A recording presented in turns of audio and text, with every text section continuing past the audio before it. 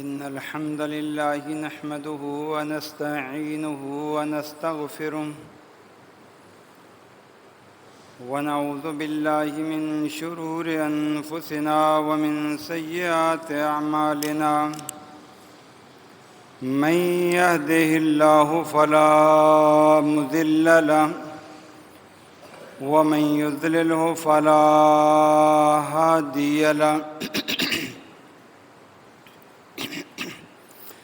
وأشهد أن لا إله إلا الله وحده لا شريك له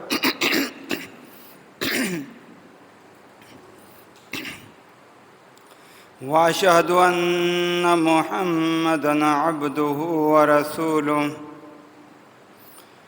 أما بعد فإن خير الحديث كتاب الله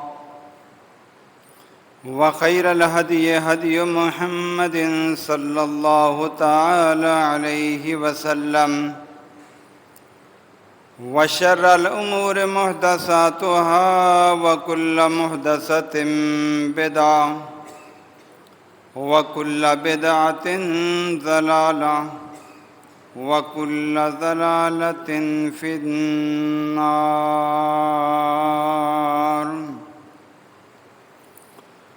فأعوذ بالله السميع العليم وبوجهه الكريم وسلطانه القديم من الشيطان الرجيم. واذكر في الكتاب إبراهيم إنه كان صديقا نبيا. رب اشرح لي صدري ويسر لي أمري واحلل عقدة من لساني يفقهوا قولي. اللهم انفعنا بما علمتنا وعلمنا ما ينفعنا وزدنا علما. سبحانك لا علم لنا إلا ما علمتنا إنك أنت العليم الحكيم.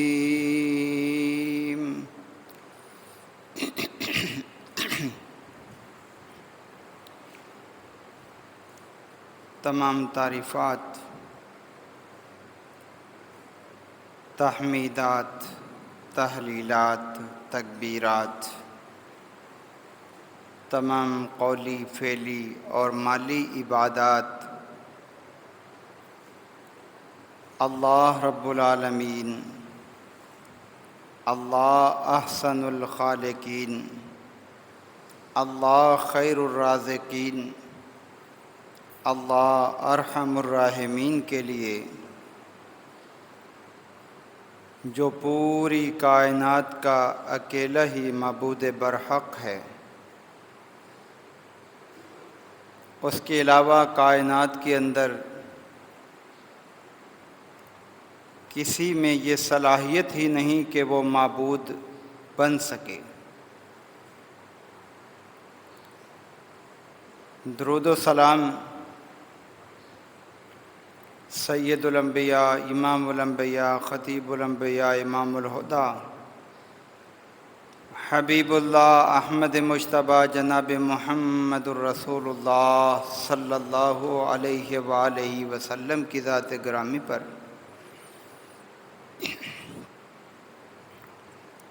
حمد و ثنا کے بعد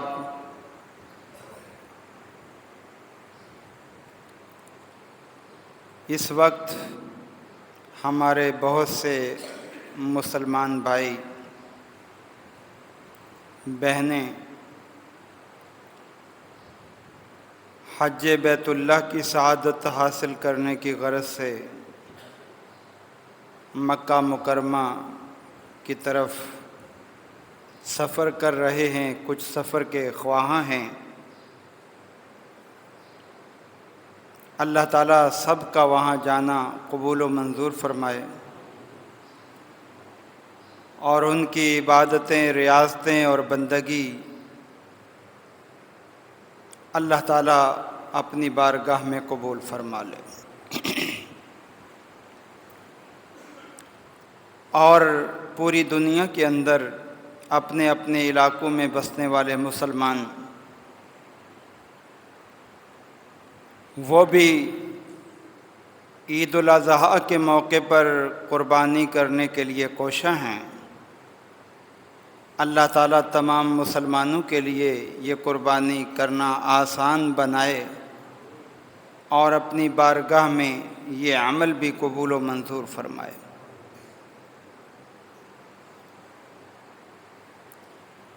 حج بیت اللہ کے بہت سے ارکان ایسے ہیں کہ جو اللہ کے بندوں کی یادوں کو تازہ کرتے ہیں، اور قربانی بھی ایک عظیم شخصیت کی یاد تازہ کرنے کے لیے اللہ نے برقرار رکھی ہے۔ وہ کون سی شخصیت ہے؟ جناب ابراہیم علیہ الصلاۃ والسلام۔ یہ اللہ تعالیٰ کے وہ عظیم اور پیارے نبی ہیں کہ اللہ تعالیٰ کو ان کی اور ان کے خاندان کی ادائیں اتنی زیادہ پسند آئیں کہ ان کو ہمارے لیے دین کا حصہ بنا دیا۔ حج میں کیا ہے؟ صفا مروہ کی جو سعی کرتے ہیں، یہ سیدہ ہاجرہ علیہ الصلاۃ والتسلیمات کی سنت ہے۔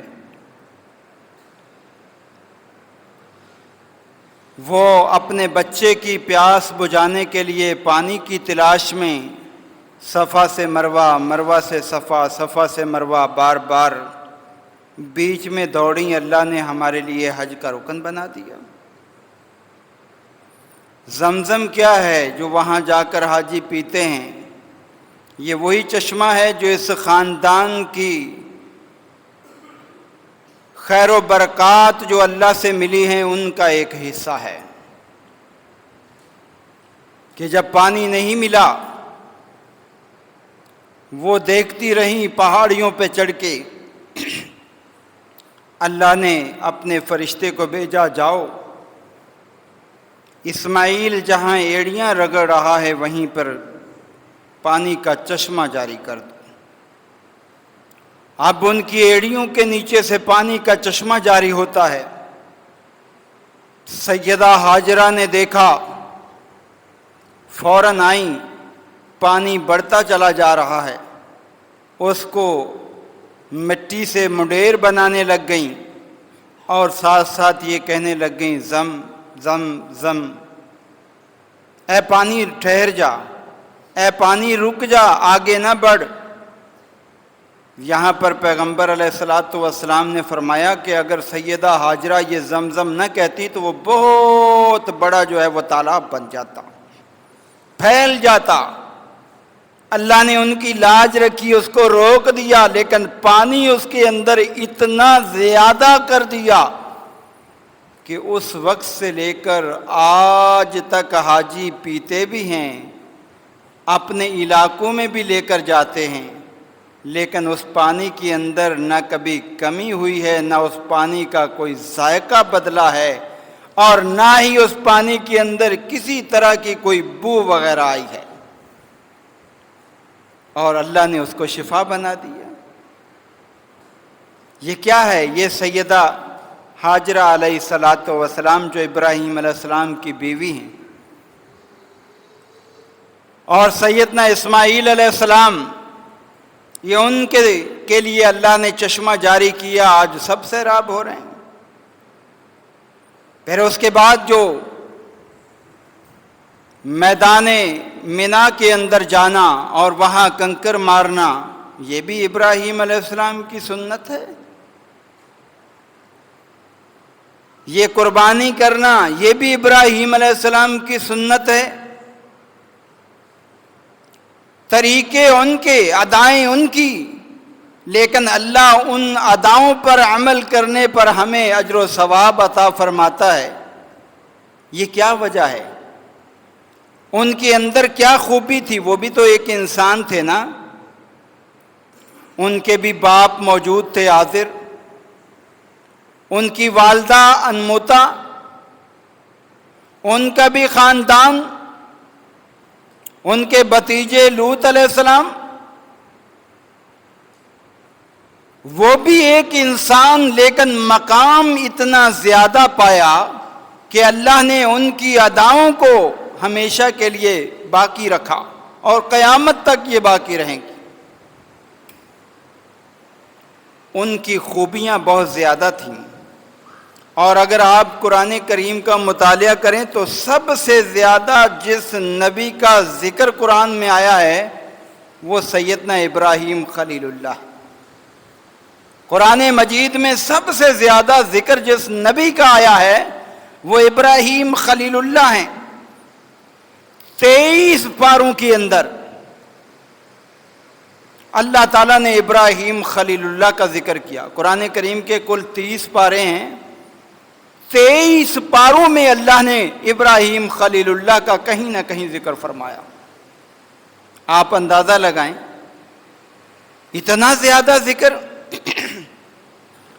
اور پھر 25 صورتیں ایسی ہیں جن میں اللہ تعالیٰ نے ان کا ذکر کیا ہے۔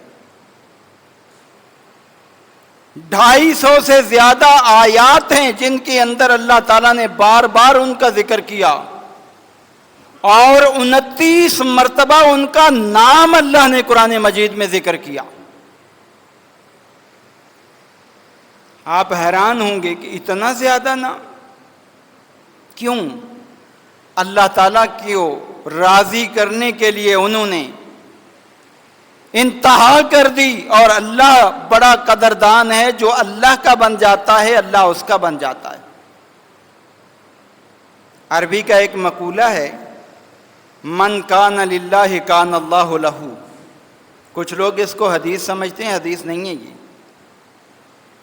یہ مقولہ ہے، مقولہ کہ جو اللہ کا بن جاتا ہے اللہ اس کا بن جاتا ہے۔ وہ اللہ کے بن گئے، اللہ ان کا بن گیا، اور دنیا کے اندر انسان کی چاہت ہوتی ہے کہ میرا نام باقی رہے، میرا ذکر باقی رہے، اسی لیے وہ زیادہ تر نرینہ اولاد کی تمنا کرتا ہے کہ میری نرینہ اولاد ہو، بعد میں میرا نام لے، میرا ذکر ہوتا رہے، فلاں کا بیٹا ہے، یہ فلاں کا پوتا ہے۔ لیکن اللہ تعالیٰ ان باتوں کا محتاج نہیں، جس کو وہ بلند کرنا چاہتا ہے وہ نرینہ اولاد نہ بھی ہو تب بھی بلند کر دیتا ہے۔ یہ اللہ تعالیٰ عزت دینا چاہتا ہے تو وہ اسباب اور وسائل کا محتاج نہیں۔ اللہ نے ہمارے پیارے پیغمبر کو عزت دینی تھی، مقام دینا تھا، مرتبہ دینا تھا۔ آپ کی نرینہ اولاد بچپن میں فوت ہو گئی، مشرکین مکہ کہنے لگے ان کا تذکرہ بعد میں ختم ہو جائے گا، یہ منقطع النسل ہو گیا ہے، اس کی نرینہ اولاد نہیں ہے۔ نرینہ اولاد نام زندہ رکھنے کا باعث بنتی ہے، لہذا ان کا نام ختم ہو جائے گا۔ لیکن اللہ نے ختم کیا؟ جتنا نام اللہ نے ہمارے پیارے نبی کا اونچا کیا ہے، کائنات کے اندر کسی کا اونچا کیا ہی نہیں۔ وہ کہا کرتے تھے کہ یہ منقطع النسل ہے۔ اللہ نے فرمایا انا اعطیناک الکوثر فصل لربک وانحر ان شانئک هو الابتر۔ اے میرے پیغمبر، آپ کا نام تو اتنا اونچا ہے، جب میدان محشر کے اندر آئیں گے لوگ خوش نصیب وہی ہوں گے جو آپ کے حوض کوثر سے پانی آپ کے ہاتھوں سے پئیں گے۔ آپ کا کام کیا ہے؟ آپ رب کو راضی کریں، جس طرح ابراہیم خلیل اللہ نے راضی کیا تھا۔ فصل لربک، رب کے سامنے نماز پابندی سے پڑھیں، اللہ کے سامنے سجدہ ریز رہیں۔ سب سے زیادہ اللہ کا قرب اگر کسی کو حاصل ہوتا ہے تو وہ سجدے کی حالت میں حاصل ہوتا ہے۔ قربانی کریں، قربانیاں دیں، آپ وقت کی قربانی دیں، مال کی قربانی دیں، جان کی قربانی دیں، اللہ کے لیے قربانیاں پیش کریں۔ ان شانئک ھو الابتر، اے میرے پیغمبر آپ کا دشمن جو ہے وہ مٹ جائے گا لیکن آپ کا نام اونچا ہو جائے گا۔ اللہ نے اسی طرح ابراہیم خلیل اللہ کا نام بھی بڑا اونچا کیا۔ اور آپ اگر غور کریں جتنے بھی آسمانی مذاہب ہیں سارے کے سارے ابراہیم علیہ السلام کو اپنا بڑا مانتے ہیں، تسلیم کرتے ہیں ان کی فضیلت کو، ان کے مقام کو، ان کے مرتبے کو، ان کی قدر و منزلت کو۔ چاہے وہ موسیٰ علیہ السلام کے ماننے والے یہودی ہوں، چاہے وہ عیسیٰ علیہ السلام کے ماننے والے عیسائی ہوں، چاہے وہ محمد رسول اللہ کے ماننے والے مسلمان ہوں، چاہے وہ مشرکین مکہ ہوں، سب نے اس کو تسلیم کیا کہ ابراہیم خلیل اللہ ہمارے ہیں، ابراہیم خلیل اللہ ہمارے ہیں۔ یہ ہمارے کیوں ہو رہا ہے؟ اس لیے کہ اللہ تعالیٰ نے ابراہیم خلیل اللہ کو اپنا دوست بنا لیا تھا۔ کس وجہ سے؟ ان کی عبادات کی وجہ سے، ان کی فرما برداری کی وجہ سے، ان کی بندگی کی وجہ سے، اللہ کو راضی کرنے کی وجہ سے۔ اور اللہ کا اصول ہے جو اللہ کو راضی کرتا ہے اللہ تعالیٰ جو ہے پھر اس کا بن جاتا ہے۔ اللہ کے پیغمبر نے بھی حدیث قدسی ارشاد فرمائی۔ حدیث قدسی وہ ہوتی ہے جس میں اللہ کے پیغمبر فرمائیں اللہ فرما رہا ہے، اور اس کے اندر یہ الفاظ ہیں لا یزال عبدی یتقرب الی بالنوافل۔ بندہ فرائض کو پورا کرنے کے ساتھ ساتھ نوافل بھی جب پڑھتا ہے، فرضی نماز کے ساتھ نفلی نماز، فرضی روزے کے ساتھ نفلی روزہ، فرضی حج کے ساتھ نفلی حج یعنی عمرہ وغیرہ، اور اسی طرح صدقے کے ساتھ نفلی صدقہ، تو اللہ پھر بندے سے محبت کرنے لگ جاتا ہے۔ اور جب اللہ محبت کرتا ہے اللہ فرماتا ہے کنت سمعہ الذی یسمع بہ، میں اس بندے کے کان بن جاتا ہوں جس سے وہ سنتا ہے۔ کان بننے کا مراد نہیں کہ اللہ اس کے اندر آ جاتا ہے اور اس کا کان بن جاتا ہے، نہیں، اس کا مقصد یہ ہے کہ اس کے سننے میں بھی میری مدد شامل ہو جاتی ہے۔ وَبَصَرَهُ الَّذِي يُبْصِرُ بِهِ، اس کے دیکھنے میں میری مدد شامل ہو جاتی ہے۔ وَيَدَهُ الَّتِي يَبْطِشُ بِهَا، اس کے ہاتھ میں بھی میری مدد آ جاتی ہے۔ جب وہ آگے بڑھتا ہے تو اس کے ساتھ میری نصرت شامل ہو جاتی ہے، مدد شامل ہو جاتی ہے۔ وَرِجْلُهُ الَّتِي، اور اس کی ٹانگ جس کے ذریعے وہ چلتا ہے اس میں بھی میری مدد شامل ہو جاتی۔ غرض یہ ہے کہ جب انسان بندگی بہت زیادہ کرتا ہے تو وہ اللہ کے قریب آ جاتا ہے، اور ابراہیم علیہ السلام نے بندگی زیادہ کی۔ آپ ان کے بچپن کو دیکھیں، آپ ان کی جوانی کو دیکھیں، آپ ان کے بڑھاپے کو دیکھیں، آپ ان کی پوری زندگی کو اٹھا کر دیکھیں، آپ کو ان کی زندگی میں ہر وقت اللہ کی رضا نظر آئے گی۔ اس کے لیے جو قربانی بھی انہیں دینا پڑی انہوں نے دے دی، کوئی اس کے اندر انہوں نے دریغ نہیں کیا۔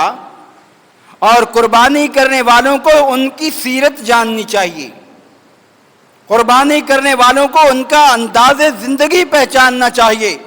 کون سی خوبیاں تھیں جن خوبیوں کی بنا پر ان کو اللہ نے پسند کیا اور ان کے اعمال کو ہمارے لیے عبادت بنایا۔ آج ہم وہ اعمال بھی کریں اور ان کی سیرت کو نہ پڑھیں، نہ جانیں، عمل نہ کریں تو ہمارے اس عمل کا کوئی فائدہ نہیں۔ اللہ تعالیٰ نے قرآن کریم میں فرمایا وَاذْكُرْ فِي الْكِتَابِ إِبْرَاهِيمَ إِنَّهُ كَانَ صِدِّيقًا نَبِيًّا۔ اے میرے محبوب پیغمبر، کتاب کے اندر آپ ابراہیم علیہ السلام کا تذکرہ بھی کیجئے۔ یہاں کتاب سے مراد قرآن مجید ہے۔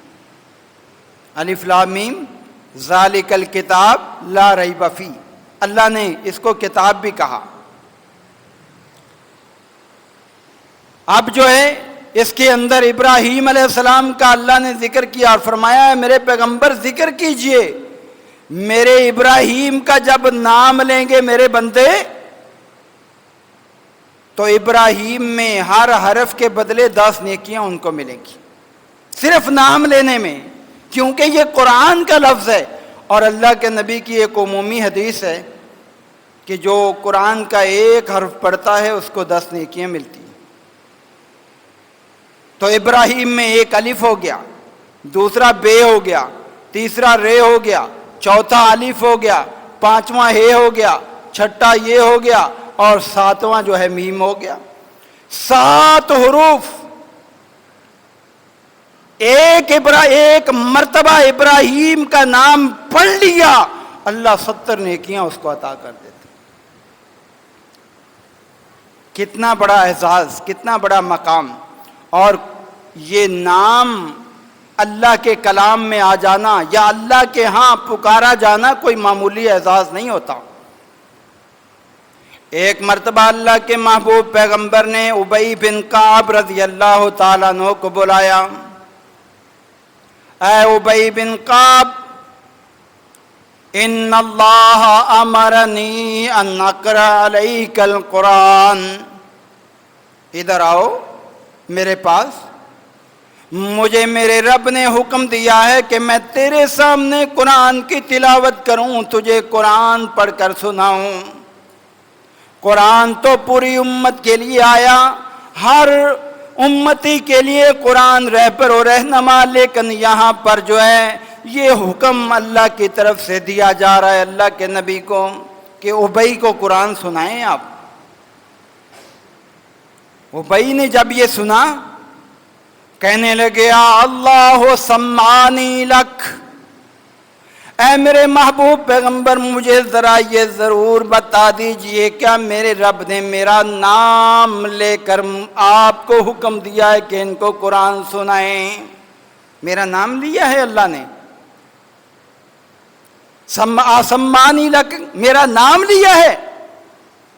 محبوب کبریا فرماتے ہیں نام یا ابی، جی ہاں اللہ نے تیرا نام لے کر مجھے کہا ہے کہ اس کو قرآن سناؤ، اس کے سامنے قرآن پڑھو۔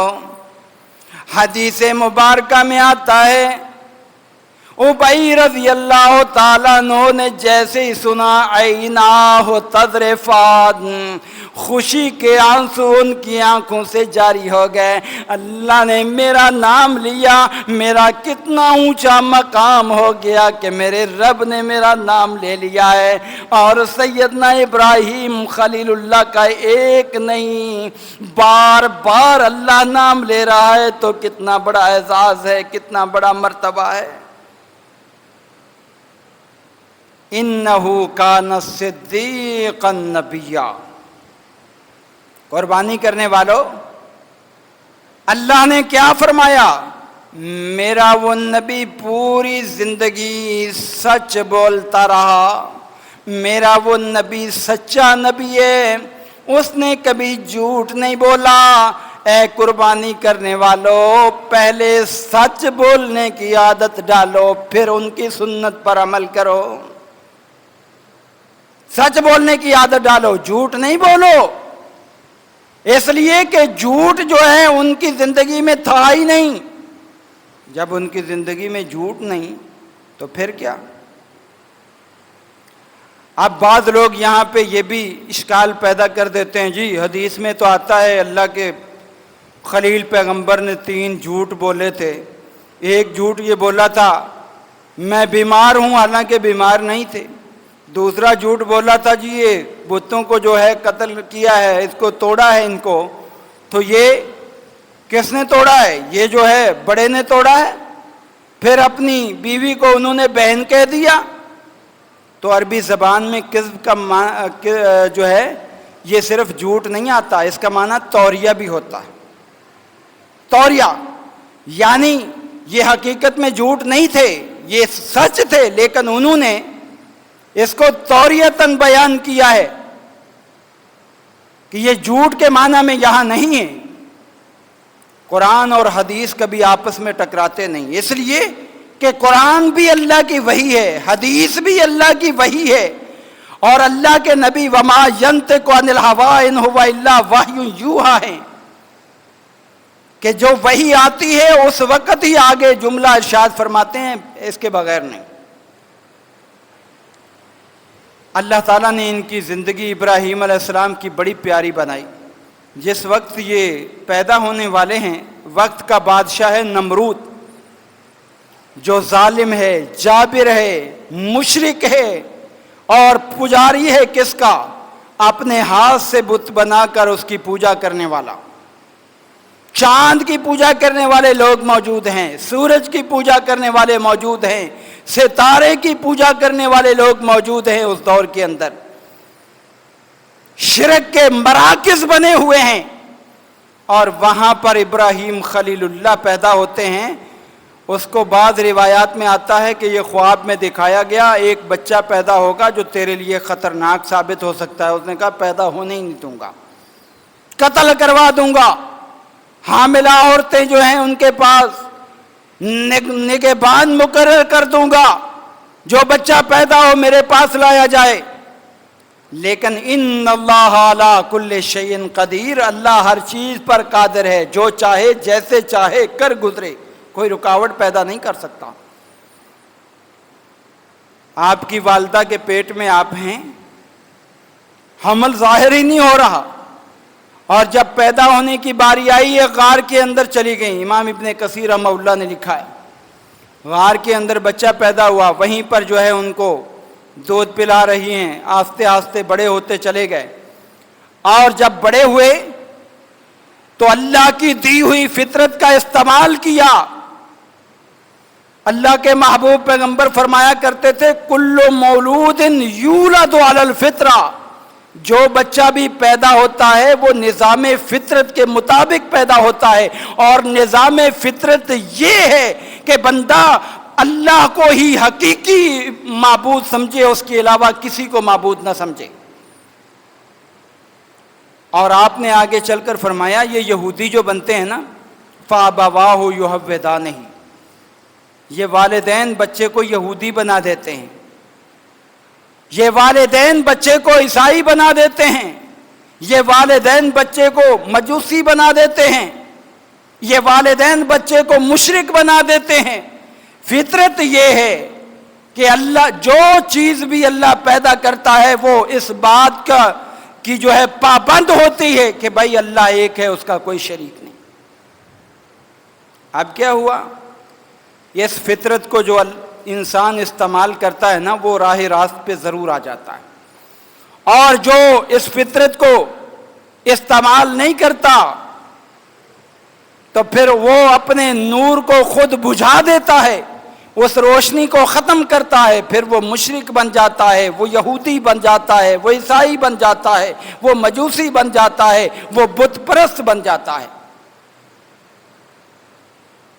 محبوب کبریا کے یہ حدیث ہمیں بتا رہی ہے کہ جب انسان پیدا ہو، جب شعور آئے تو اس وقت اللہ کی مخلوق پر غور کرے، آسمان کس نے بنایا؟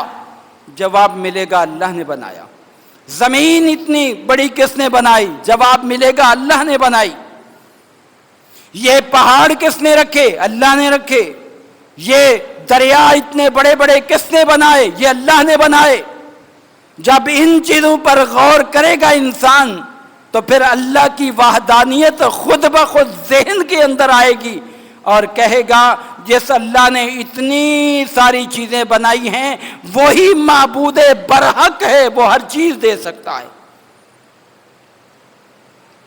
ابراہیم علیہ السلام جب کچھ بڑے ہو گئے، والدہ نے باہر نکالا، اب رات کا وقت ہے، آسمان پہ ستارہ دیکھا، ستارے کو دیکھ کے اپنی نور فطرت کو استعمال کیا۔ ستارہ اللہ نے کیوں دکھایا؟ سب سے پہلا سوال تو یہ، اس لیے دکھایا کہ اس وقت کے لوگ کچھ ستاروں کی پوجا کرتے تھے، ان کی عبادت کرتے تھے، کوئی چاند کی کرتے تھے، کوئی سورج کی کرتے تھے۔ اللہ نے سب سے پہلے چھوٹی چیز دکھائی، ستارہ، اور اس کا ذکر اللہ نے قرآن میں یوں فرمایا، فَلَمَّا جَنَّ عَلَيْهِ اللَّيْلُ رَأَىٰ كَوْكَبًا قَالَ هَٰذَا رَبِّي فَلَمَّا أَفَلَ قَالَ لَا أُحِبُّ الْآفِلِينَ۔ ستارے کو دیکھ کے کہا یہ میرا رب ہے، کیوں یہ چمک رہا ہے، یہ خوبصورت لگ رہا ہے۔ رات کے اندھیرے میں جب ستارے ہوں تو کتنی خوبصورتی ہوتی۔ اللہ فرماتے ہیں ہم نے ستاروں کو آسمان کی خوبصورتی بنایا۔ وَلَقَدْ زَيَّنَّا السَّمَاءَ الدُّنْيَا بِمَصَابِيحَ وَجَعَلْنَاهَا رُجُومًا لِلشَّيَاطِينِ۔ ہم نے آسمان کو جو زینت دی ہے نا، یہ ستاروں کے ذریعے دی، خوبصورت بنا دیا۔ یہاں ہمیں ستارے نظر نہیں آتے، گاؤں دیہات میں آپ دیکھیں جب آسمان پر ستارے جگمگا رہے ہوں تو بڑا پیارا منظر ہوتا ہے۔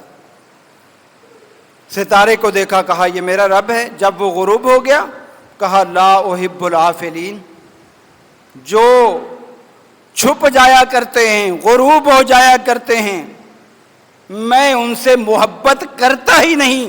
بتانا یہ تھا کہ جو رب ہوتا ہے اس سے محبت کرنی ہوتی ہے، جو معبود ہوتا ہے اس سے محبت سب سے زیادہ لازم ہوتی ہے، اور یہ جو ہے ستارہ غروب ہو گیا لہذا میں ان کو پسند نہیں کرتا، مجھے کوئی اس سے محبت نہیں ہے۔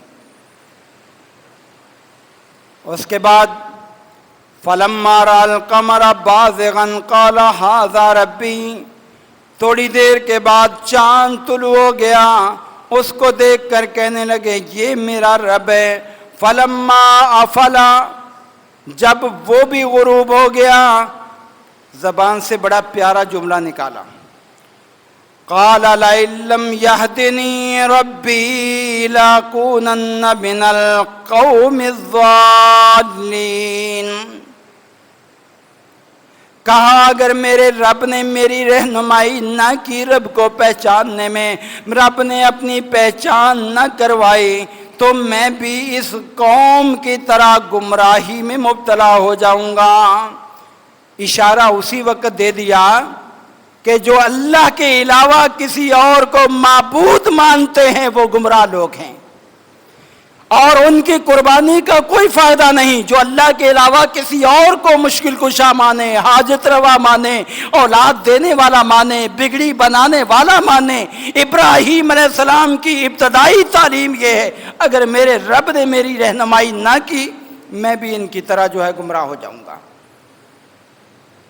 اس کے بعد سورج نکل آیا، فَلَمَّا رَأَى الشَّمْسَ بَازِغَةً قَالَ هَٰذَا رَبِّي هَٰذَا أَكْبَرُ۔ جب سورج نکلا، ایک سورج نے پوری دنیا کو روشن کر دیا، حیران ہو گئے، کہنے لگے یہ رب ہے، یہ بہت بڑا ہے۔ فَلَمَّا أَفَلَتْ، یہ بھی غروب ہو گیا، قَالَ يَا قَوْمِ انی بریء مما تشرکون، فوراً اعلان کر دیا اے میری قوم جن کو تم اللہ کا شریک بنا رہے ہو، اللہ کو چھوڑ کر جن کو معبود بنا لیا ہے، میں سب سے بیزاری کا اعلان کرتا ہوں، میرا کوئی ان سے تعلق نہیں۔ انی وجہت وجہی للذی فطر السماوات والارض حنیفا وما انا من المشرکین۔ میں نے اپنے چہرے کو اس ذات کے لیے خالص کر لیا جس نے آسمان بنایا، جس نے زمینیں بنائیں، اور میں اللہ کا شریک کسی کو نہیں بناؤں گا، اللہ کا شریک کسی کو نہیں بناؤں گا۔ میں اس ذات کے سامنے سجدہ ریز ہوں گا، اس کو معبود مانوں گا جو آسمانوں کو بنانے والا ہے، زمینوں کو بنانے والا ہے۔ انہوں نے یہ تعلیم دے دی کہ حقیقی معبود وہ ہے جو آسمان اور زمین کا خالق ہے، بس اس کے علاوہ کوئی معبود نہیں بن سکتا۔ اب رب کی پہچان ہو گئی، اللہ تعالیٰ نے پہچان کروا دی۔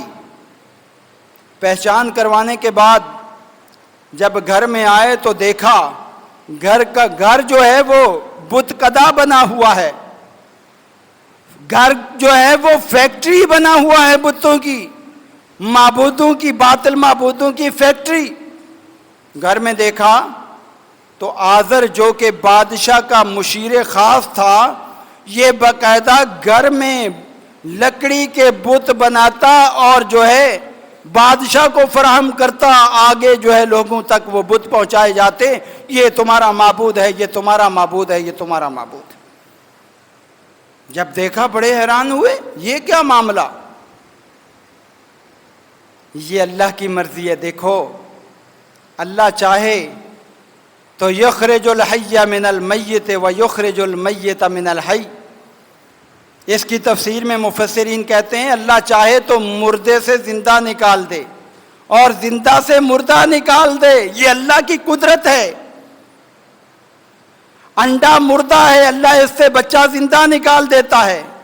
مرغی زندہ ہے، اللہ جو ہے وہ انڈا مردہ نکال دیتا ہے۔ یہ اللہ کی تقدیر ہے۔ اور یہاں پر زندہ اور مردہ میں بعض مفسرین نے لکھا ہے جو مشرک ہے اس کو مردہ قرار دیا گیا ہے، اس کا دل زندہ نہیں، اس کا ذہن زندہ نہیں، اس کا عقیدہ زندہ نہیں، اس سے اللہ تعالیٰ نے جو ہے وہ ابراہیم خلیل اللہ کو پیدا کر دیا۔ اور کبھی اللہ نبی سے جو ہے وہ نافرمان اور کافر بیٹے کو بھی پیدا کر دیتا ہے۔ نوح علیہ السلام کا بیٹا جو ہے وہ نافرمان تھا، مشرک تھا، جو ان کی آنکھوں کے سامنے ڈوب گیا۔ یہ اللہ کی تقدیر ہے۔ گھر کے اندر جب دیکھا گھر کے اندر فیکٹری لگی ہوئی، سب سے پہلے خیال آیا کیوں نہ ہو، اب اللہ نے مجھے شعور دے دیا، اب مجھے اللہ نے ہدایت دے دی، اللہ نے میری رہنمائی فرما دی، مجھے حق بات سکھا دی، میں اپنے ابو جان کو یہ حق بات سمجھا دوں۔ فوراً کہنے لگے وَإِذَا قَالَ إِبْرَاهِيمُ لِآزَرَ أَتَتَّخِذُ أَصْنَامًا آلِهَةً إِنِّي أَرَاكَ وَقَوْمَكَ فِي ضَلَالٍ مُبِينٍ۔ فوراً اپنے باپ آزر سے کہنے لگے اے آزر کیا کر رہے ہو؟ یہ بت بنا بنا کر ہاتھوں سے اور پھر ان کو سجدہ کرنے لگ گئے ہو، یہ کہاں کی دانش مندی ہے؟ ویسے انسان اگر عقل بھی استعمال کرے نا، اب دیکھو آپ خود ایک لکڑی کا بت بنائیں اور بنانے کے بعد اس کو رکھ دیں، اب وہ کیسے معبود بنے گا؟ سوچنے کی بات ہے۔ بنایا تو آپ کے ہاتھوں نے، افضل تو آپ ہو گئے، معبود افضل ہوتا ہے۔ کہا میں آپ کو اور آپ کی قوم کو گمراہی میں مبتلا دیکھ رہا ہوں کہ اپنے ہاتھوں سے چیز بناتے ہیں اور اس کے بعد اس کو اپنا معبود مان لیتے ہیں، اور ہم اس پر غور نہیں کرتے۔ ہمارے اندر یہ بہت بڑی کمزوری ہے۔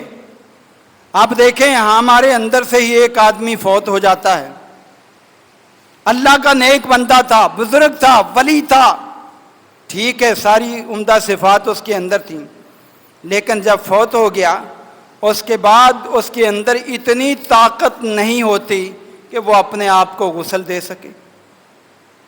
غسل ہم دیتے ہیں، زندہ لوگ دیتے ہیں، اب غسل دینے کے بعد اتنی طاقت نہیں ہوتی کہ اپنے آپ کو کفن پہنا سکے۔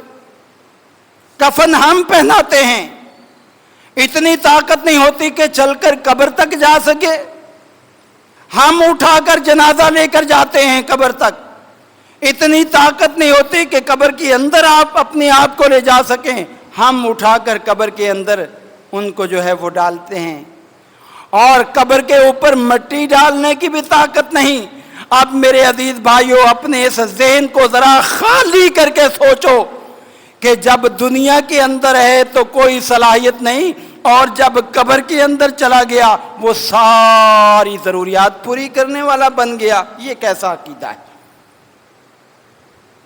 یہ عقیدہ مشرکین کا عقیدہ ہے۔ میرے عزیز بھائیوں، اس سے اپنے آپ کو بچاؤ، سمجھداری اختیار کرو، دانش مندی اختیار کرو۔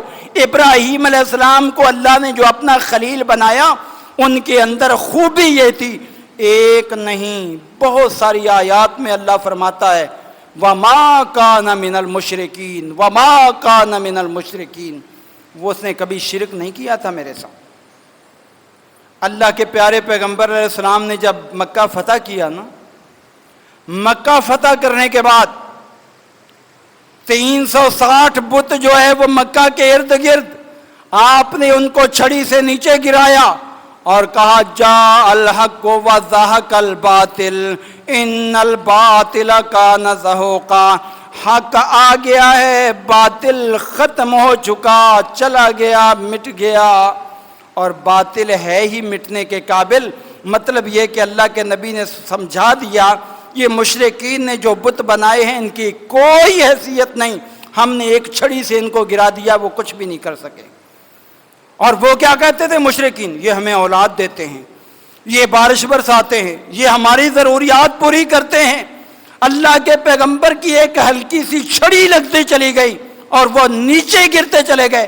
اگر ان کے اندر کوئی طاقت ہوتی، صلاحیت ہوتی تو چھڑی پکڑ لیتے، نہیں پکڑ سکے۔ اور آگے جب بیت اللہ کا دروازہ کھلوایا تو آپ نے کیا دیکھا؟ اندر ابراہیم علیہ السلام کی تصویر کا بت بنایا ہوا ہے، اسماعیل علیہ السلام کی تصویر جو ہے اس کا بت بنایا ہوا ہے، اور ان کے ہاتھوں میں تیر پکڑائے ہوئے، تیر پکڑائے ہوئے ہیں۔ جیسے ہمارے ہاں بھی عقیدہ ہے کہ تیر چھوڑو، دائیں طرف جائے تو کام پہ جانا ہے اور بائیں طرف جائے تو نہیں جانا، کام نہیں ہوگا۔ یہ اس طرح کا عقیدہ مشرکین کا تھا۔ اللہ کے پیغمبر نے جب یہ دیکھا، آپ نے صحابہ سے مخاطب ہو کر فرمایا اللہ کے بندو دیکھو یہ مشرکین کا ظلم، دیکھو یہ پوری زندگی اس عقیدے کو مٹاتے رہے اور انہوں نے ان کے ہاتھ میں یہ تیر پکڑا رکھے۔ یہ ان کے باطل ہونے کی دلیل ہے۔ اس لیے میرے عزیز بھائیو اپنا عقیدہ درست کرو۔ اور ابراہیم خلیل اللہ وہ اللہ کے نبی ہیں۔ ثم اوحینا الیک ان اتبع ملت ابراہیم حنیفا وما کان من المشرکین۔ اللہ نے اپنے پیغمبر سے فرمایا ہے میرے نبی، ہم نے آپ کو شریعت ضرور دی، ہم نے آپ کو قرآن ضرور دیا، آپ کو سب سے اعلیٰ نبی بنایا، لیکن ابراہیم خلیل اللہ کی ادائیں اپنی امت کو ضرور بتانا، آپ ان کی پیروی کرنا۔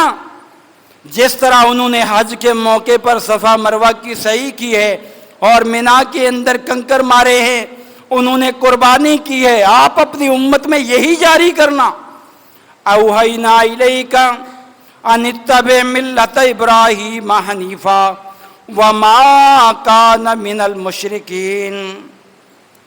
ان کی سب سے بڑی خوبی یہ تھی کہ انہوں نے کبھی شرک نہیں کیا تھا۔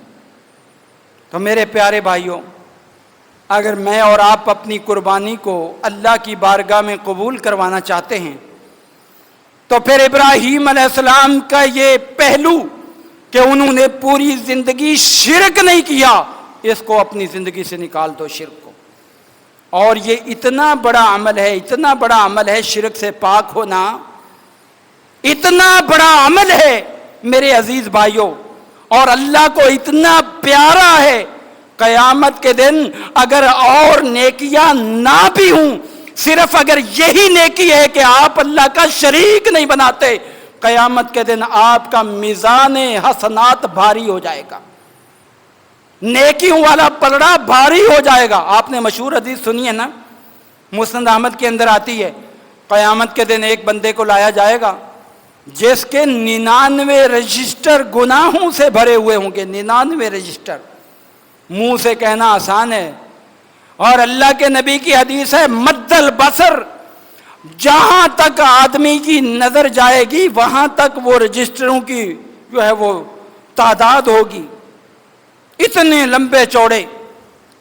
جب فرشتے یہ دیکھیں گے کہ بھائی اس کی تو اتنے گناہ ہیں، وہ اس میزان میں رکھنے سے پہلے ہی کہیں گے بھائی اس کی تو نیکی ہے ہی نہیں، تولنے کی ضرورت نہیں، لے جاؤ اس کو جہنم کی طرف۔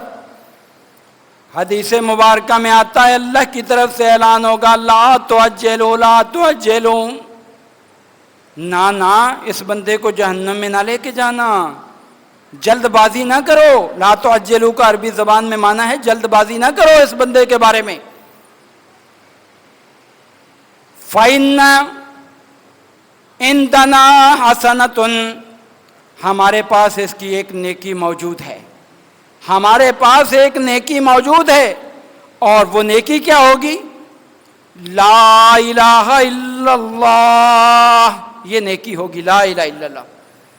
میں اور آپ تو لا الہ الا اللہ کو اتنا اہمیت نہیں دیتے، مشرکین جو ہے لا الہ الا اللہ اسی لیے نہیں پڑھتے تھے، ان کو پتا تھا اس کے پڑھنے کے بعد ہم کسی بت کی پوجا نہیں کر سکیں گے، ہم جو ہے اللہ کے علاوہ کسی کو مشکل کشا نہیں مان سکیں گے، اس لیے انہوں نے انکار کیا تھا۔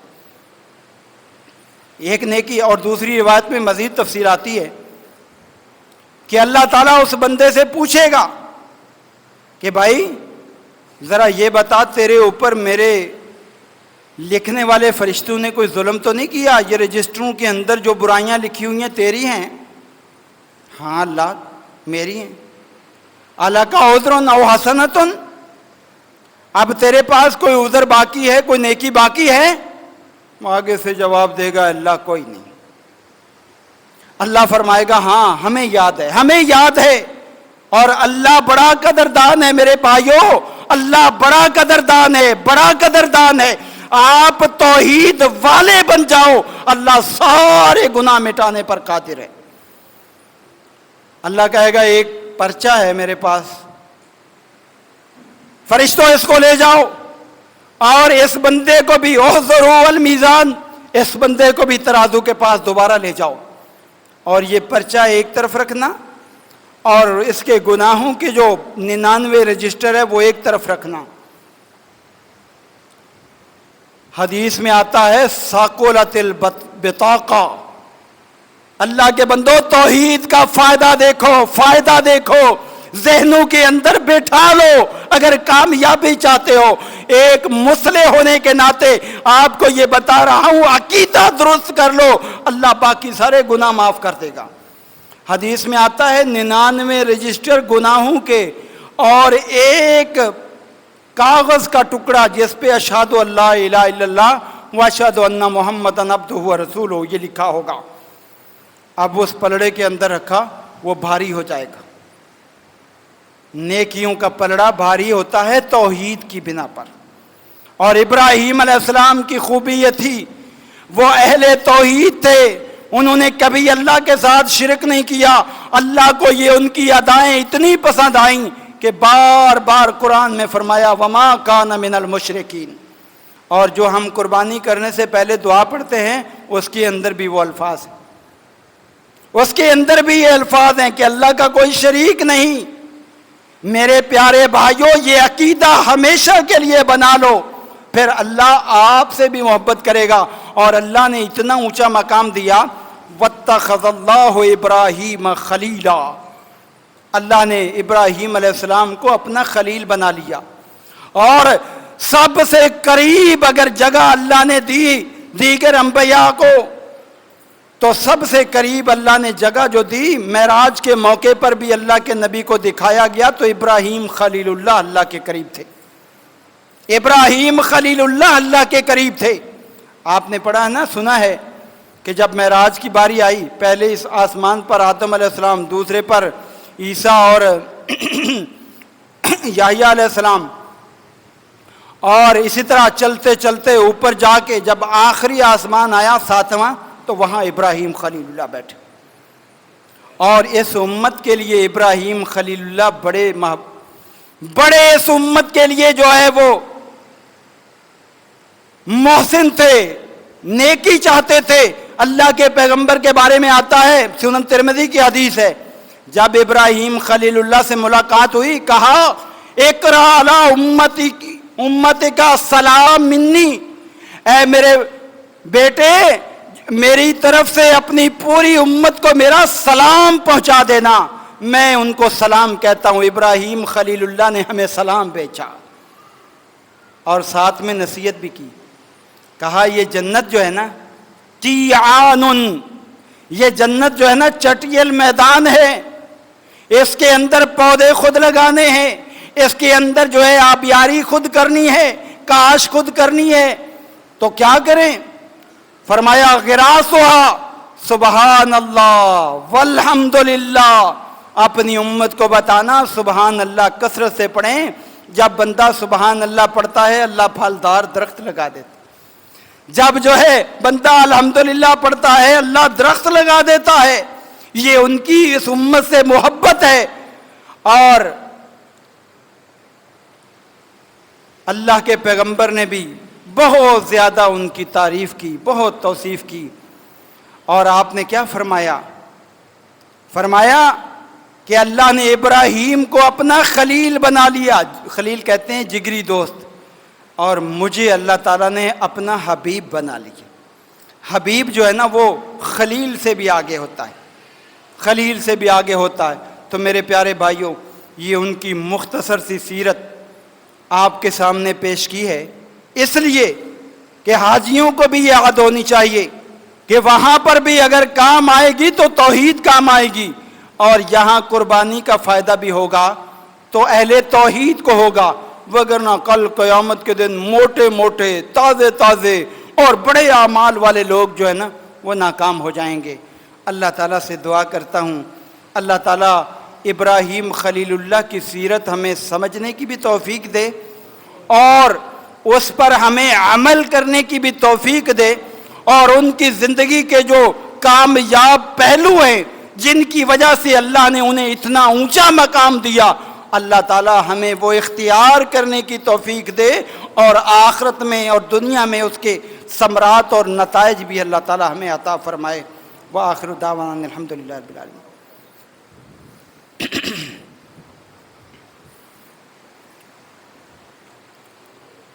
ان الحمد للہ نحمده ونستعینه ونستغفره ونعوذ باللہ من شرور انفسنا ومن سیئات اعمالنا، من يهده الله فلا مضل له ومن يضلل فلا هادي له، واشهد ان لا اله الا الله وحده لا شريك له، واشهد ان محمدا عبده ورسوله۔ اما بعد فقد قال الله تبارك وتعالى في كلامه المجيد والفرقان الحميد: ان الله وملائكته يصلون على النبي يا ايها الذين امنوا صلوا عليه وسلموا تسليما۔ اللهم صل على محمد وعلى آل محمد كما صليت على إبراهيم وعلى آل إبراهيم إنك حميد مجيد۔ اللهم بارك على محمد وعلى آل محمد كما باركت على إبراهيم وعلى آل إبراهيم إنك حميد مجيد۔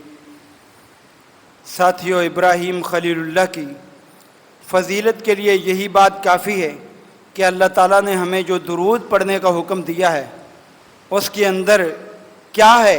اے اللہ ہمارے پیغمبر پر یعنی محمد صلی اللہ علیہ وسلم پر درود بھیج، جیسا کہ تو نے درود بھیجا، جیسا کہ تو نے درود بھیجا ابراہیم اور اس کی آل پر۔ اے اللہ ہمارے پیغمبر پر بھی برکات نازل فرما، جیسے تو نے برکات نازل فرمائیں ابراہیم خلیل اللہ پر۔ تو کتنی اعلیٰ برکات تھیں۔ اللہ نے ہمیں کیا حکم دیا؟ جب نبی ان کی خیر و برکات کی طرح برکات پانے کا طلبگار ہو تو امت زیادہ طلبگار ہونی چاہیے۔ اللہ تعالیٰ ہمارے اوپر بھی اسی طرح رحمت و برکات نازل فرمائے جس طرح ابراہیم خلیل اللہ پر اللہ نے برکات نازل فرمائی۔ ساتھیو،